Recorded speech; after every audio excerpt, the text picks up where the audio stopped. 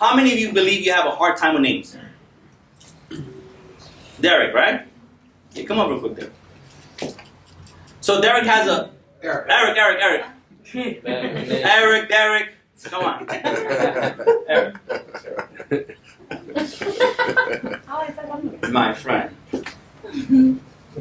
So, Eric or Derek? Eric. How about I just call him Derek? No. Because I'm terrible with names. No. See, he's not terrible with names. It's just an affirmation. And because he's terrible with names, because he says he's terrible with names, he has to live out what he just said. Yep. That's the first thing there. When you ever take a class on learning memory, on names, the first thing you have to say is that you're great with names. Yeah. Because if you say you're horrible with names, you wouldn't even be interested in learning my name. Why? Because your memory says, okay, I'm horrible with names. He just told me his name. I'm not even going to pay attention to it because I don't really pay attention to names because I don't remember names. Right. You see, I remember this really clearly.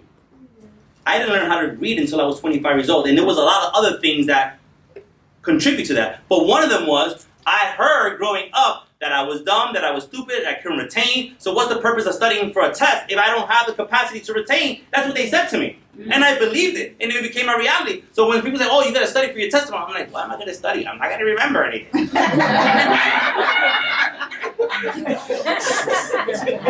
Can you believe that craziness? Man, when people say to me, like, when people think I'm so ignorant because I don't listen to the news, I just started listening to the news on Monday, last week on Monday, about the coronavirus. Right. Because I'm like, I think too many people are talking about this. I should educate myself. That's how I know if something's important, right? Because when people are talking about it, okay, it sounds like something's important. Let me research, and I'm like, man, this shit is scary. I was like, I put it down.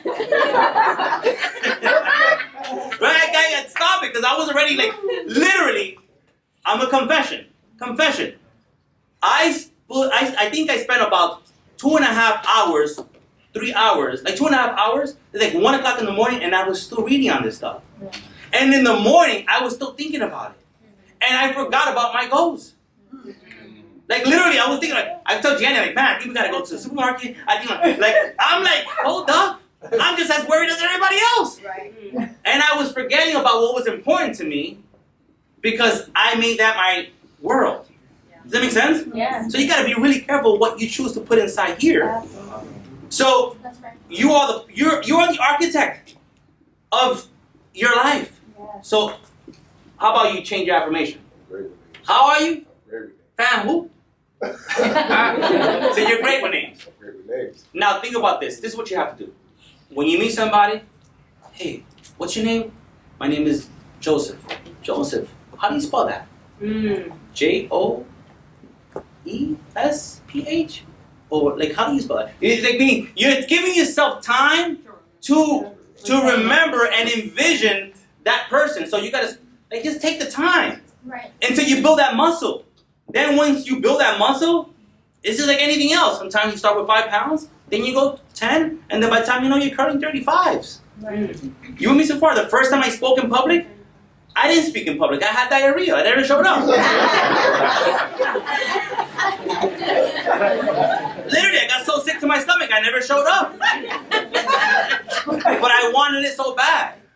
You with me so far? So then I signed up to go again, and I never showed up again.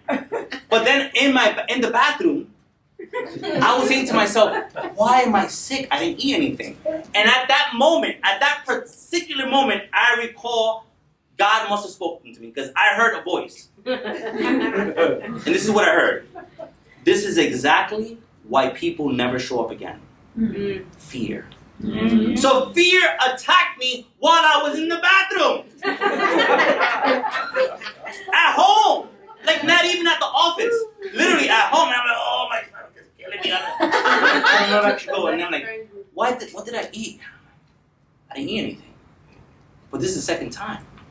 And then I'm having a conversation with myself, and then literally I hear a voice that says, this is exactly why people never show up. Mm-hmm. And then I understood that wherever, and then when I went to go speak, I don't know if it was just part of everybody, but everyone said, man, that was awesome. And I'm like, man, I think I was. I didn't think I was awesome, but everyone kind of gave me an affirmation, right? Like, oh my God, you were awesome. I'm like, maybe I was awesome. So when they asked me to do it again, I said, yeah, I'll come up again. And like, no, Juan, it's okay. We'll give someone else a shot. But I was so adamant of wanting to become a better speaker that I worked on it, even though fear was attacking me. And then I discovered that wherever fear is, that's where success lies. Yeah.